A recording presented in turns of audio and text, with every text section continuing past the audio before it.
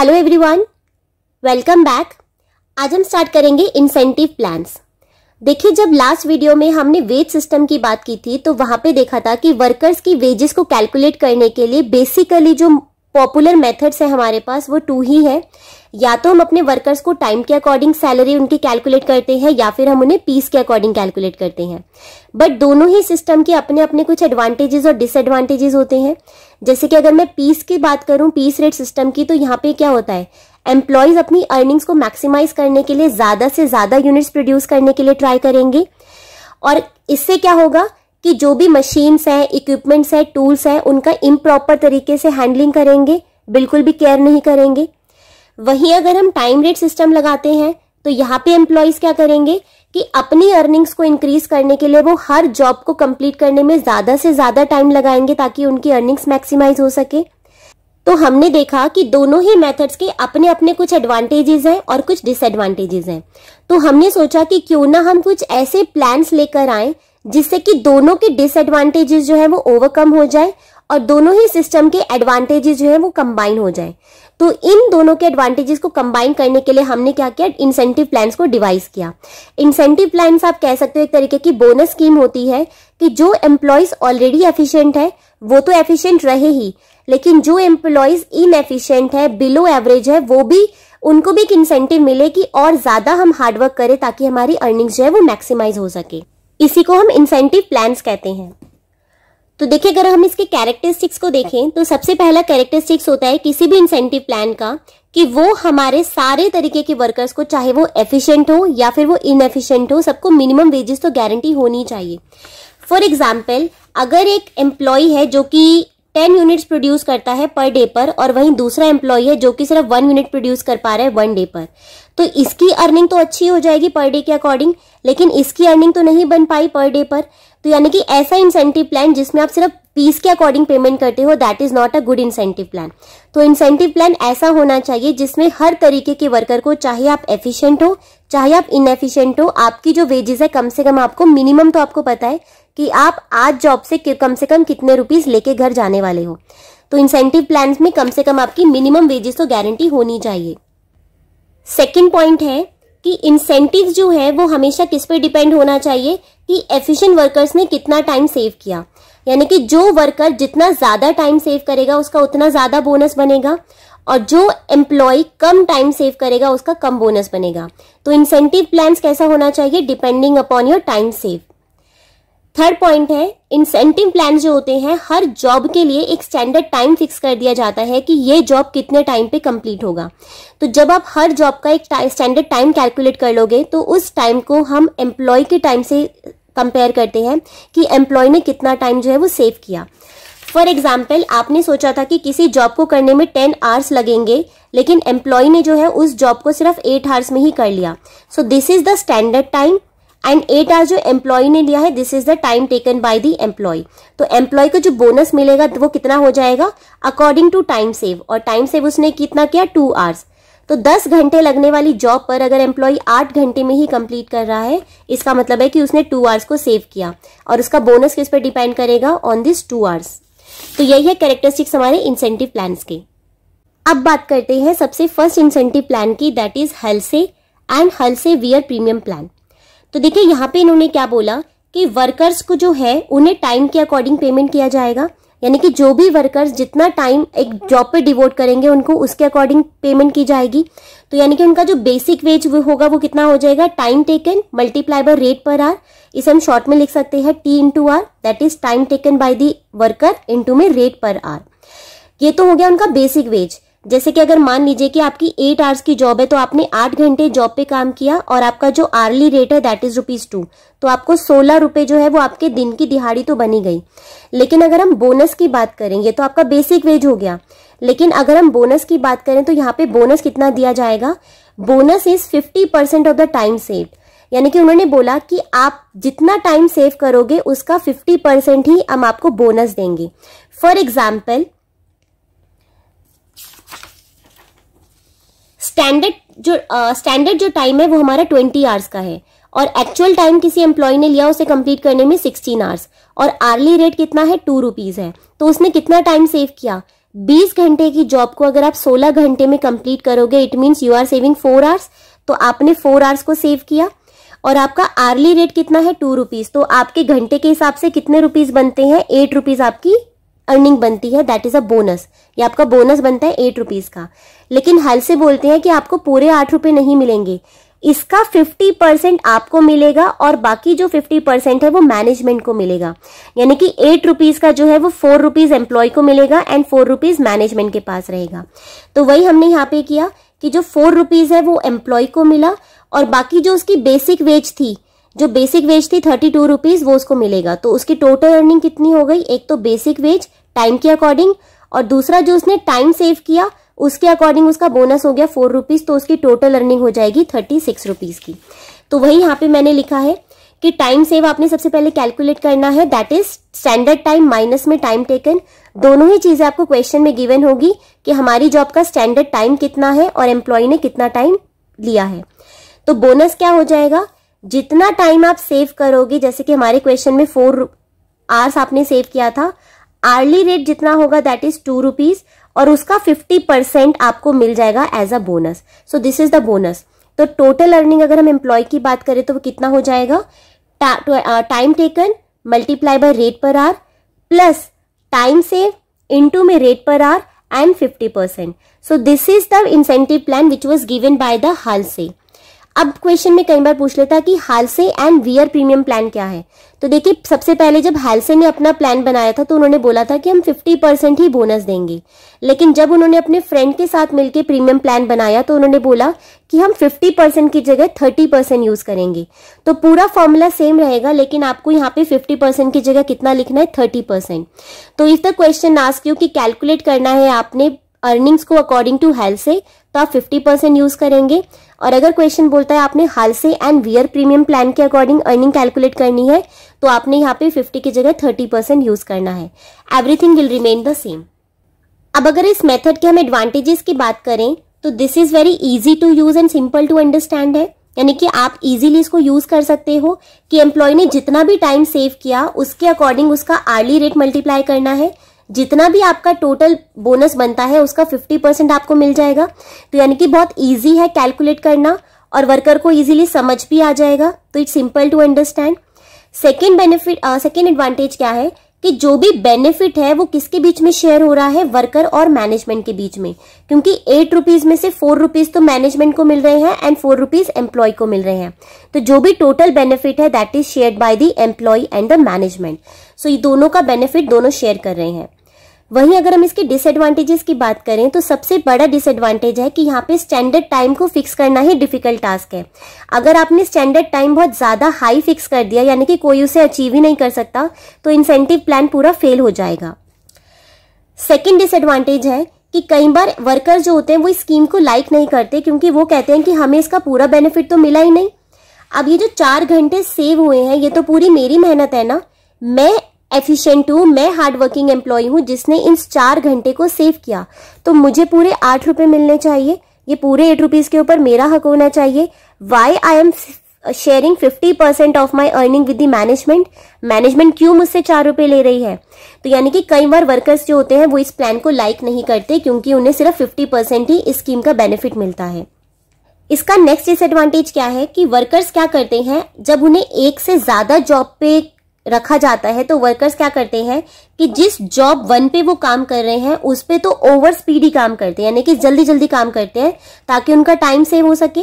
जैसे कि 8 आवर्स की जॉब है तो वो क्या करेंगे, 6 आवर्स के अकॉर्डिंग यहाँ पे फटाफट काम करेंगे ताकि उन्हें 2 आवर्स के ऊपर बोनस मिल जाए। वहीं जो बचे हुए 6 घंटे उन्होंने यहाँ पे काम किया, जॉब 2 पे जाके बचे हुए 2 घंटे काम कर लेंगे। तो यहाँ पे उन्होंने जॉब 1 पे 6 आवर्स काम किया तो 6 घंटे के अकॉर्डिंग तो पेमेंट मिला, प्लस उन्हें 2 घंटे का बोनस भी मिल गया। और जॉब 2 पे जाके जो बचे हुए उनके दिन के 2 घंटे उस पे क्या करेंगे, वो धीरे धीरे काम करेंगे। यानी कि वर्कर्स क्या कर सकते हैं, एक जॉब से अगर आप उन्हें ज्यादा जॉब दोगे तो वर्कर्स एक जॉब को जल्दी जल्दी कंप्लीट करेंगे और दूसरी जॉब पे जाके वो रेस्ट कर सकते हैं, ताकि उन्हें पता है कि हमें कम से कम यहाँ पे 2 घंटे की तो पेमेंट मिलेगी ना। तो यहाँ पे वो बोनस का बेनिफिट उठा लेंगे और यहाँ पे वो रेस्ट ले लेंगे। अब बात करते हैं सेकेंड इंसेंटिव प्लान की, दैट इज रो 1 प्लान। तो देखिए रो1 प्लान भी जो है ये हमारे हेल्थ प्लान की तरह ही सेम प्लान है, लेकिन यहाँ पे सिर्फ बोनस की कैलकुलेशन में डिफरेंस है। तो बेसिक वेजेस हमारी सेम रहेंगी कि एम्प्लॉय ने ऑर्गेनाइजेशन में या फैक्ट्री में कितना टाइम लिया multiply by the early rate. So this is the same as the हालसे plan. लेकिन यहाँ पे बोनस की कैलकुलेशन में थोड़ा सा चेंज है। इन्होंने बोनस के लिए बोला कि हम यहाँ पे प्रपोर्शनेट निकालेंगे कि आपने कितना टाइम सेव किया। तो आपने स्टैंडर्ड टाइम के अकॉर्डिंग आपने कितना टाइम सेव किया multiply by actual time taken, उसको आप मल्टीप्लाई कर देंगे आर्ली रेट से। जबकि पीछे हमने क्या देखा था कि जितना भी था अपना टाइम सेव उसका 50% आपको एज अ बोनस मिल रहा था, लेकिन यहाँ पे आपको प्रपोर्शनेट टाइम का आपको बोनस मिलेगा। तो फॉर एग्जाम्पल स्टैंडर्ड टाइम जो है वो हमारा 25 आवर्स का है, यानी कि किसी भी जॉब को कंप्लीट करने के लिए आपको 25 घंटे लगते हैं, लेकिन एम्प्लॉय ने उस जॉब को कंप्लीट करने के लिए कितना टाइम लिया, ओनली 20 आवर्स। उसको आर्ली रेट मिलेगा, 2 रुपीज के अकॉर्डिंग उसको पेमेंट मिलती है। तो बेसिक वेजेस कितनी हो जाएगी, time taken by hourly rate. तो टाइम उसने कितना लिया 20 आवर्स और आर्ली रेट कितना है 2 रुपीज, तो यानी कि उसकी बेसिक वेजेस कितनी हो गई 40 रुपीज, तो उसको मिलेंगे ही। अब अगर हम बोनस की बात करें तो बोनस क्या है, आपने कितना टाइम सेव किया। तो कितना टाइम सेव किया, 25 घंटे का काम अगर आप 20 घंटे में कर रहे हो, इट मीन्स 5 घंटे आपने सेव किया, तो 5 आवर्स आपके सेविंग हो गया। स्टैंडर्ड टाइम कितना है, स्टैंडर्ड टाइम वाज 25 आवर्स, तो 25 आवर्स को नीचे लिख देंगे। एंड एक्चुअल टाइम टेकन, आपने कितना टाइम लिया, और आपने टाइम लिया था 20 आवर्स, तो multiply by 20। And hourly rate कितना है आपका 2 रुपीज के अकॉर्डिंग। तो इसको सॉल्व करेंगे, यू विल गेट 8 रुपीज। तो यानी कि उस एम्प्लॉय की, उस वर्कर की टोटल अर्निंग कितनी हो गई, बेसिक वेजेस 40 रुपीज प्लस 8 रुपए का bonus, that is 48 rupees. So this is the calculation of total earning as per the रो1 प्लान। तो यहाँ पे सिर्फ बोनस की कैलकुलेशन में थोड़ा सा मॉडिफिकेशन है, बाकी everything is same as the हालसे plan. अब बात करते हैं इसके एडवांटेजेस और डिसएडवांटेजेस की। तो देखिए एडवांटेज इसका पहले वाला बिल्कुल सेम ही रहेगा कि देखिए टोटल जो बेनिफिट है वो कितना बनता है। 25 आवर्स की आपकी जॉब थी, आपने 20 में कंप्लीट किया, यानी कि आपने 5 घंटे सेव किए। 5 घंटे के अकॉर्डिंग आपके 2 रुपए के हिसाब से बनते हैं 10 रुपए। क्या 10 रुपए एम्प्लॉय को मिल रहे हैं, क्या वो वर्कर को 10 रुपीज का बेनिफिट मिल रहा है? The answer is no.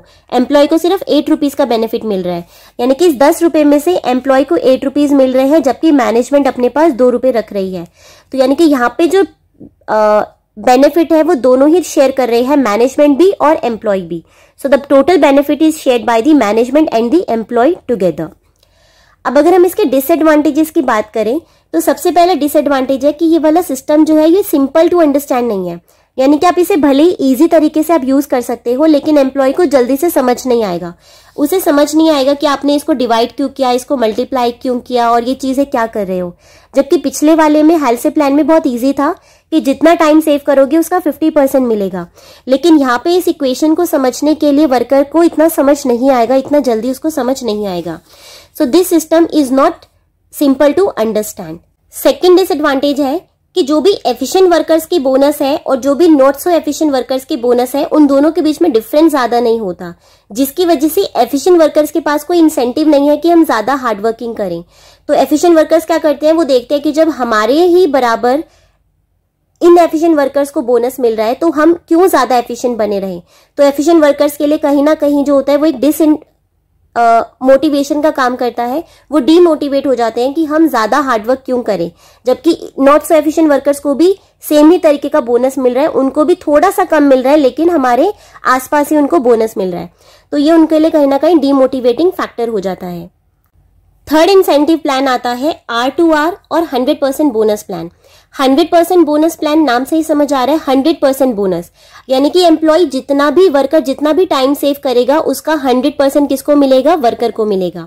तो under this system time save by the worker is fully paid to him, यानी कि जितना भी वो टाइम सेव करेगा उसका पूरे का पूरा किसको बेनिफिट मिलेगा, वर्कर को ही मिलेगा। जबकि हालसे प्लान में कितना था, 50% ही मिल रहा था। हालसे एंड वियर प्लान में कितना मिल रहा था, ओनली 30%। लेकिन 100% बोनस प्लान में बोला कि जितना भी आप टाइम सेव करोगे उसका टोटल बेनिफिट किसको मिलेगा, ओनली टू द एम्प्लॉय। तो यहाँ पे टोटल अर्निंग्स की बात करें तो कितनी हो जाएंगी, सबसे पहले टाइम के अकॉर्डिंग उसको वेजेस मिलेंगी, तो time taken multiply by the rate per our, that is the basic wages, plus जितना भी आप टाइम सेव करोगे इनटू में rate per our, so that is जबकि हेल्थ में क्या था, time save multiply by rate and multiplied by 50%, तो जो कि वो यहाँ पर नहीं है, यहाँ पे उसको पूरा इसका 100% ही मिलने वाला है। अब इसको एग्जाम्पल से देखते हैं। किसी जॉब को कंप्लीट करने में 8 आवर्स लगते हैं, एम्प्लॉय ने उसको कंप्लीट किया 6 आवर्स में, और आर्ली रेट जो है दैट इज ₹2 पर आवर का हमारा रेट है। तो उसकी अर्निंग्स कितनी हो जाएंगी? अगर मैं बेसिक वेजेस की बात करूं तो कितना होगा, जितना टाइम आपने लिया और जितना रेट आपका है that is 6 hours into ₹2, 12 rupees, this is the basic veg जो एम्प्लॉय को मिलेगी।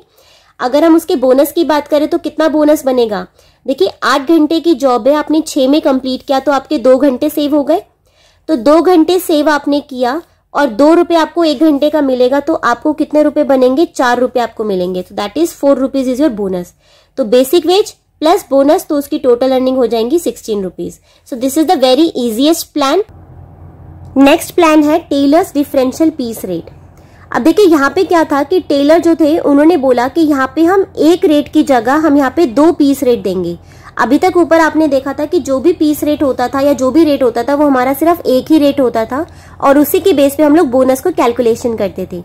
लेकिन टेलर ने बोला कि यहाँ पे हम डिफरेंट पीस रेट देंगे, यानी कि 2 टाइप्स के हम पीस रेट देंगे। पहला जो कि लो प्रोडक्शन करेगा उसके लिए अलग रेट होगा, और वो एम्प्लॉयज जो कि हाई प्रोडक्शन करेंगे उनके लिए एक अलग पीस रेट होगा। तो यानी कि जो लोग लो प्रोडक्शन करेंगे उन्हें हम क्या कहेंगे कि वो लोग इनएफिशिएंट वर्कर्स हैं, और जो वर्कर हाई प्रोडक्शन करेंगे यानी कि ज्यादा प्रोडक्शन करेंगे वो वर्कर हमारे एफिशिएंट वर्कर्स हो जाएंगे। तो इनएफिशिएंट वर्कर्स के लिए क्या होगा, एक लो वेज रेट होगा, और जो वर्कर्स एफिशिएंट है या जो ज्यादा प्रोडक्शन कर रहे हैं उनके लिए हम एक हाई वेज रेट रखेंगे। जैसे कि जो लो वेज रेट है जो कि प्रोडक्शन कम कर रहे हैं उनको हम 2 रुपए के अकॉर्डिंग देंगे, और जो वर्कर ज्यादा प्रोडक्शन कर रहे हैं उनको हम 3 रुपए के अकॉर्डिंग पेमेंट करेंगे। So these are the 2 piece rate. Piece के अकॉर्डिंग आपको पेमेंट होगा, लेकिन पीस के अकॉर्डिंग भी 2 टाइप के रेट होंगे, एक rate for the inefficient workers और एक rate for the efficient workers. अब देखिए इसको एक एग्जांपल से समझते हैं। मान लेते हैं कि स्टैंडर्ड प्रोडक्शन जो है 1 घंटे में 10 यूनिट्स प्रोड्यूस होती हैं, यानी कि 1 घंटे में आप 10 यूनिट्स प्रोड्यूस कर सकते हैं। वर्किंग आवर्स जो है पर डे 8 आवर्स है, यानी कि एक दिन में एक वर्कर 8 घंटे काम करता है। तो आप बता सकते हैं स्टैंडर्ड प्रोडक्शन कितनी होगी एक दिन की। आप 8 घंटे काम कर रहे हो और 1 घंटे में आप 10 यूनिट्स प्रोड्यूस करते हो, तो आप बता सकते हो ना कि एक दिन में आपकी कितनी यूनिट्स प्रोड्यूस होनी चाहिए, 80 यूनिट्स प्रोड्यूस होनी चाहिए, यानी कि 10 यूनिट्स पर आवर, और 8 घंटे काम करोगे तो आपकी 8 यूनिट्स प्रोड्यूस होनी चाहिए पर डे। तो 80 यूनिट्स हमारा क्या हो गया, स्टैंडर्ड प्रोडक्शन हो गया एक दिन का। अब ए एक वर्कर है जो कि 70 यूनिट्स प्रोड्यूस करता है, बी एक वर्कर है जिसने 100 यूनिट्स प्रोड्यूस की। तो क्या हम इन दोनों की वेजेस को कैलकुलेट कर सकते हैं according to Taylor's piece rate system. अब यहाँ पे अगर हम पीस वेजेस रेट की बात करें तो एक है 2 रुपीज, यानी कि जो एम्प्लॉय जो वर्कर कम प्रोडक्शन करेगा उन्हें 2 रुपीज के अकॉर्डिंग वेजेस मिलेंगी। जो वर्कर स्टैंडर्ड से या स्टैंडर्ड के जितना प्रोड्यूस करेंगे उनको 3 के अकॉर्डिंग पेमेंट मिलेगा। तो ए ने क्या स्टैंडर्ड से ज्यादा प्रोड्यूस किया या स्टैंडर्ड से कम प्रोड्यूस किया? तो ए ने 70 यूनिट्स प्रोड्यूस करी जो कि 80 यूनिट से कम है, तो ये लेस एफिशिएंट हो गया। तो लेस एफिशिएंट हो तो आपको किसके अकॉर्डिंग पेमेंट मिलेगा, 2 रुपीज के अकॉर्डिंग। तो एक की वेजेस कितनी बन गई, 70 यूनिट्स आपने प्रोड्यूस की और एक की 2 रुपए है, तो आपको 140 रुपए ही मिलेंगे। अगर हम बी वर्कर की बात करें तो उसकी वेजेस कितनी हो जाएंगी, आपने 100 यूनिट्स प्रोड्यूस की और आपने क्या है, एफिशिएंट हो या इनएफिशिएंट, ही इज एफिशिएंट क्योंकि उसने 100 यूनिट्स प्रोड्यूस की which is more than the standard output. तो ये एफिशिएंट है। एफिशिएंट वर्कर्स को 3 रुपए के अकॉर्डिंग पेमेंट मिलेगा, तो उसको 100 यूनिट्स के लिए 3 रुपए के अकॉर्डिंग 300 रुपीज का पेमेंट मिलेगा। So this is the piece rate system, यानी कि आपको पीस के अकॉर्डिंग तो पेमेंट मिल रही है, लेकिन पीस के अकॉर्डिंग भी 2 टाइप्स के रेट है जिसके अकॉर्डिंग आपको पेमेंट मिलेगी। अब इस मेथड के एडवांटेजेस की बात करें तो इस इजी टू अंडरस्टैंड, आपको समझने के लिए इजी है, यानी कि जो वर्कर एफिशिएंट है उसको ज्यादा रेट से वेजेस मिलेंगी और जो वर्कर इनएफिशिएंट है उसको कम रेट से वेजेस मिलेंगी। तो it is very easy to understand by the employees. जितने भी एफिशिएंट वर्कर्स हैं उनको रिवॉर्ड किया जाएगा, क्योंकि ये वर्कर कैसा है, एफिशिएंट है, इसने स्टैंडर्ड से ज्यादा काम किया, तो इसको रिवॉर्ड मिल रहा है ना in the terms of increasing wages. और जो एम्प्लॉय इनएफिशिएंट है उसको एक तरीके से पनिशमेंट मिल रही है कि उसे कम वेजेस मिल रही हैं। तो एफिशिएंट एम्प्लॉयज के पास इंसेंटिव है कि वो और ज्यादा हार्ड वर्क करें, और इनएफिशिएंट वर्कर्स के पास क्या इंसेंटिव है कि हम स्टैंडर्ड आउटपुट जितना प्रोडक्शन कर सकें। तो ये मेथड के एडवांटेजेस हो गए। अब अगर इस मेथड के डिसएडवांटेजेस की बात करें तो यहाँ पे कोई भी मिनिमम वेजेस गारंटी नहीं होता। तो देखो, जैसे मैंने पीछे भी बताया था कि अगर आप सिर्फ पीस के अकॉर्डिंग पेमेंट करोगे तो एम्प्लॉयज को कोई गारंटी नहीं होती कि उनको वेजेस कितना मिलने वाला है। इस एम्प्लॉय को मान लो अगर ये 70 की जगह 10 यूनिट से प्रोड्यूस करेगा तो इसको 2 रुपए के अकॉर्डिंग 20 रुपए ही तो मिलेंगे सिर्फ। वहीं अगर इसने सिर्फ 2 ही यूनिट्स प्रोड्यूस की तो इसको सिर्फ 4 रुपए ही मिलेंगे। यानी कि कोई गारंटी नहीं है कि आपको मिनिमम कितना मिलने वाला है। तो ये सिर्फ आपकी प्रोडक्शन पर डिपेंड करता है। तो जो भी इनएफिशिएंट वर्कर्स होते हैं उनके लिए बहुत ज्यादा प्रॉब्लम की बात हो जाती है, क्योंकि उन्हें पता ही नहीं कि उनको मिनिमम कितना अर्निंग होने वाला है। सेकेंड डिसएडवांटेजेस है कि हायर रेट ऑफ वेजेस मिलता है अगर आप लिमिट को थोड़ा सा क्रॉस करते हो। जैसे कि हमने बोला कि आपका स्टैंडर्ड जो है वो 80 यूनिट्स का है। अगर एक एम्प्लॉय ने 80 यूनिट्स प्रोड्यूस कर ली तो उसको 3 के अकॉर्डिंग मिलेगा, और दूसरे एम्प्लॉय ने अगर 79 मिली तो उसे 2 रुपीज के अकॉर्डिंग मिलेगा, क्योंकि उसने स्टैंडर्ड को तो क्रॉस ही नहीं किया। यानी कि सिर्फ 1 यूनिट का फर्क है, और इस 1 यूनिट के फर्क से आपने उसका बहुत ज्यादा वेजेस में डिफरेंस क्रिएट कर दिया। यानी कि अगर आप सिर्फ 1 यूनिट का डिफरेंस क्लियर कर जाते तो आपको भी हायर रेट से वेजेस मिल सकती थी। तो यहाँ पे क्या है कि higher rate of wages if worker just cross the limit. आप एक लिमिट को क्रॉस करते हो अगर थोड़ा सा भी तो आपको हाई रेट से मिलता है। तो जो वर्कर 79 यूनिट्स पर ही आके अटक गया वो बहुत ज्यादा दुखी हो जाएगा कि काश मुझे 1 यूनिट और प्रोड्यूस कर पाता तो मुझे भी 3 रुपए के अकॉर्डिंग वेजेस बन जाती मेरी भी। नेक्स्ट है wide difference in high and low wage rate. अभी जो वेज रेट आपने 2 डिसाइड की है इनमें भी वाइड डिफरेंस होता है। एक को आप 2 रुपए के अकॉर्डिंग दे रहे हो और एक को आप 3 रुपए के अकॉर्डिंग दे रहे हो। तो देखो यहाँ पे अगर मैं इंक्रीमेंट की बात करूं तो ये 50% ज्यादा है। यानी कि एम्प्लॉयज की जो वेजेस हैं वो कितना ज्यादा डिफरेंस हो गया। देखो 140 से 300 हो गया। तो ये पर डे की, अगर हम इसे पर मंथ करें तो बहुत ज्यादा डिफरेंस बहुत वाइड हो जाएगा। तो आपने अगर वेजेस अगर आपने 2 डिफरेंस रखना ही है तो आप रख सकते हो 2 रुपए और 2 रुपए 10 पैसे या 2 रुपए 20 पैसे। ऐसा डिफरेंस रखो तो समझ भी आता है। लेकिन टेलर ने क्या बोला कि जो डिफरेंस है वो बहुत ज्यादा वाइड हो जाता है, जिसकी वजह से वर्कर्स इस मेथड को ज्यादा अप्रिशिएट नहीं करते हैं।